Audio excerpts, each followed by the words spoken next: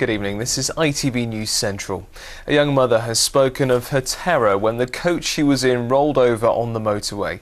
Charlotte Beckles suffered a broken neck when she was thrown out of her seatbelt. Her partner and son were also on the coach and escaped without serious injury. Emergency services have said it's lucky that no one was killed. Keith Wilkinson reports. A happy family on the back seat of a coach heading for a day out at the seaside in Weston-super-Mare. 10 minutes after they took this picture, they were facing sheer terror. It just all happened so quick. It just flipped, and I think we flipped 2 or 3 times, and it was just madness. You couldn't believe it. The coach had rolled over into a ditch on the M5 in Gloucestershire. Charlotte Beckles from West Bromwich was thrown through the air. Her 2-year-old son and her partner were left dangling by their seatbelts, but escaped serious injury. I was holding my son's hand, and I prayed to my auntie and my granddad, who are not here anymore. I prayed to them, please don't let me die, I'm not ready to leave my son. And they pulled me through, so I'm really grateful. And I'm still here. It was really that terrifying for you at that time? It was terrifying because you've just rolled around a coach and hit off every single thing in there. And I was just terrified for my son, really. I just thought, don't leave him without a mum. I saw the blood gushing from my head, so I checked it quickly and saw it was quite a huge wound. So I saw a towel on the floor, and I grabbed it and tied it around her head to stop, and put pressure on her head to try and stop the bleeding. Charlotte was helped by ambulance crews and paramedics. Glad to be alive, she managed a smile and a thumbs up from the stretcher.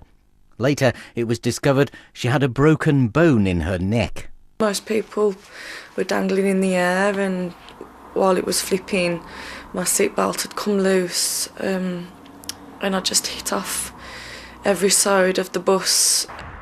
As the coach had rolled over, rescuers say it's lucky things were not far worse at the scene.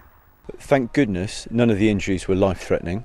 The injuries that people sustained ranged from some suspected neck and back injuries to some broken bones. As I said, thankfully nobody in a critical condition.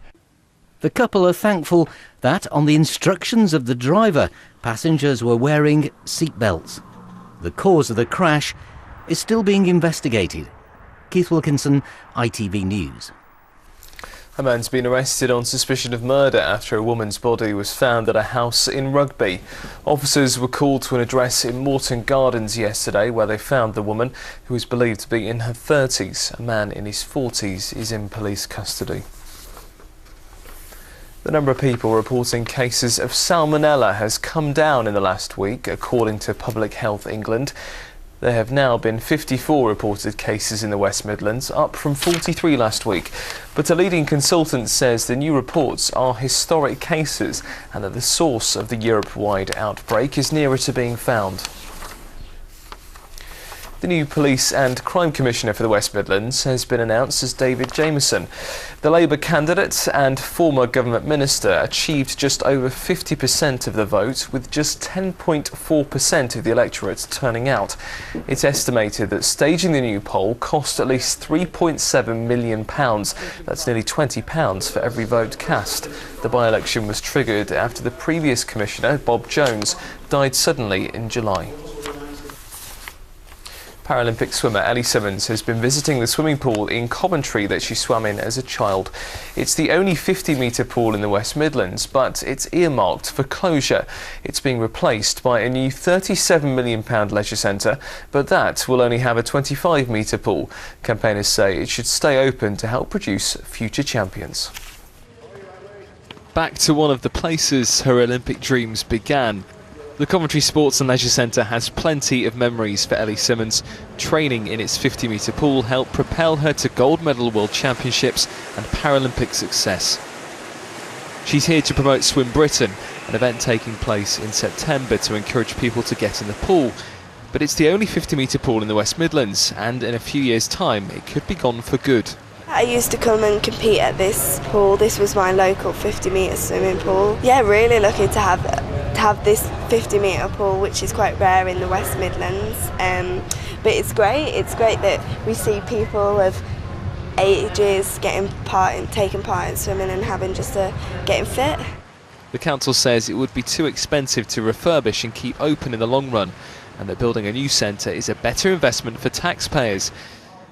Andrew Christie has been coming here for almost 30 years. He says it'd be a shame to lose the pool. Well, it's all down to, I think it's just down to a lack of investment in the place. I mean, we've missed out on a great opportunity with the Olympics because of the lack of maintenance and everything else. So yes, it's going to be a great loss. We've lost out with the Olympics, and we're going to lose out in the end altogether. It doesn't meet the necessary international standards, so it would require additional refurbishment anyway. But we agree the West Midlands should have a competition pool, and I think what we're doing is to continue to work over the next few years, because this building will not close until at least 2019, is to work with the ASA and other organisations to look at how an events pool might be provided in the West Midlands. The pool could close in 2019. There are plans for other 50-metre pools, but those against this one closing say Coventry would be losing a feature of the city. A special service has been held in Leicestershire to mark the 529th anniversary of the battle, which went on to claim the life of King Richard III and many others, and paved the way for a new King of England. Members of the Richard III Society joined dignitaries at the Bosworth Battlefield Heritage Centre near Market Bosworth. Around 1,000 soldiers were killed in the battle in 1485, which led to Henry VII taking to the throne. It's important that we should be here and commemorate the fallen. It was an important battle. History was made that day. A dynasty changed. There was a new king on the throne by the end of the day. And these things have to be remembered. And finally tonight, she's gone from a job at the deli to a performance with Dolly Parton. Abby Davies works at her local supermarket but dreams of a career as a country singer.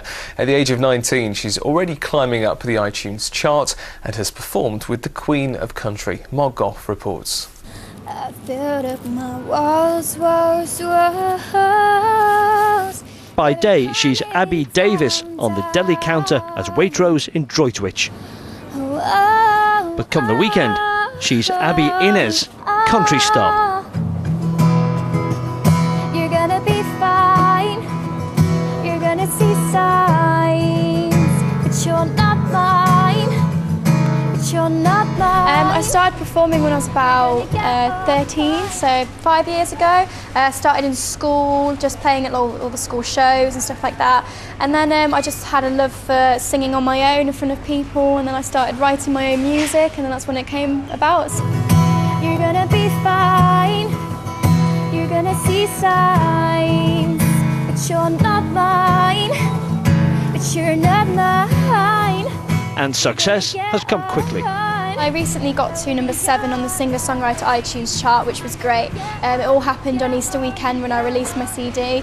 And from that, I came to support Katy Perry on the Forum Live stage at the Algae Arena, which was great. And then they invited me back to do the same thing for Dolly Parton, which was even better because she's one of my idols, so it was great.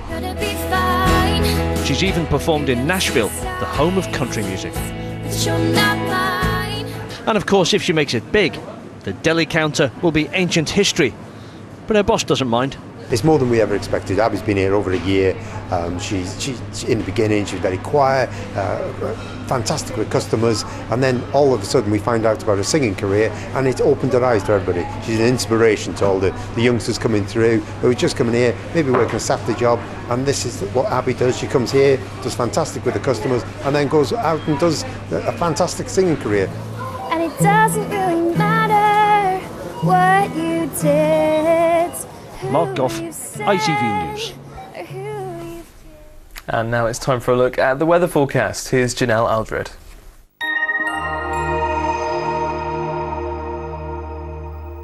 Hello, I'm sorry that I don't have better bank holiday weather for you. It's rather unsettled and it's the last bank holiday for a little while too, but we've got an area of low pressure that's pushing its way in on Sunday, and that's actually going to be bringing with it several fronts and also a few showers from Sunday into Monday. But tonight, the showers we've seen today, they should have mainly cleared through. A mainly dry but chilly night.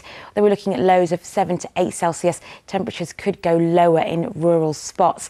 It's a cool start to the day tomorrow morning because of the chilly night. There will be some sunny spells and some patchy cloud around tomorrow. Some showers around tomorrow afternoon. In fact, they could be a touch heavier than the showers we've seen today, but there'll be fewer of them. So in between that, some decent sunny spells. Highs of 17, but feeling a bit cooler because of the northwesterly breeze. The bank holiday weekend looking slightly unsettled. On Monday, we're expecting quite a few showers.